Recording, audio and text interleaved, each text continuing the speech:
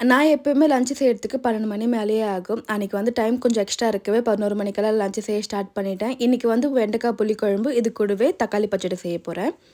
இப்போல்லாம் வீட்டுக்கு தேவையான காய்கறிங்க எல்லாமே டாடி தான் வாங்கிட்டு வராங்க. லாஸ்ட் டைம் பஜாருக்கு போயிருந்தப்போ காய்கறியோட சேர்த்து தக்காளி கொஞ்சம் எக்ஸ்ட்ராவா வாங்கிட்டு வந்திருந்தாங்க. இன்னும் ஒரு 2 நாள் இருந்தா கெட்டு போற ஸ்டேஜ்க்கு ஆயிடும். அதனால இன்னைக்கு வந்து தக்காளி பச்சடியே எக்ஸ்ட்ராவா செஞ்சிருந்தேன்.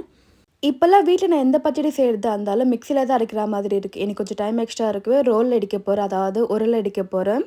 பொதுவா பச்சடினாலே அவ்ளோ டேஸ்ட்டா இருக்கும். மிக்ஸில அரைக்கிறதா இருந்தாலும், உரல் அடிக்கிறதா இருந்தாலும் சரி 2மே ஈக்குவல் டேஸ்ட்டா தான் இருக்கும். ஆனா மிக்ஸில அரைக்கிறத விட உரல் அடிக்கிறப்ப இன்னும் கொஞ்சம் டேஸ்ட் எக்ஸ்ட்ராவே நல்லாயிருக்கும். சுட சுட சாதத்தில இந்த மாரி ரோட்டி பச்சடி வச்சுட்டு கொஞ்சமா நெய் விட்டு சாப்பிட்றப்போ அதனோட ஃபீல் சொல்லவே முடியாது. அவ்ளோ நல்லாயிருக்கும். அவ்ளோ டேஸ்ட்டாவும் இருக்கும்.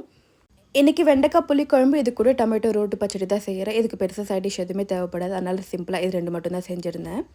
நான் வீட்ல புளிக்குழம்பு செய்றது கொஞ்சம் ரேரா தான் செய்வேன். பட் எப்ப செஞ்சாலும் கொஞ்சம் எக்ஸ்ட்ராவா செஞ்சு வச்சுப்பேன். ஏன்னா செய்ற அன்னைக்கு சாப்பிடுறத விட நெக்ஸ்ட் டே வச்சு சாப்பிட்றப்போ இன்னுமே டேஸ்ட் ரொம்ப நல்லாயிருக்கும்.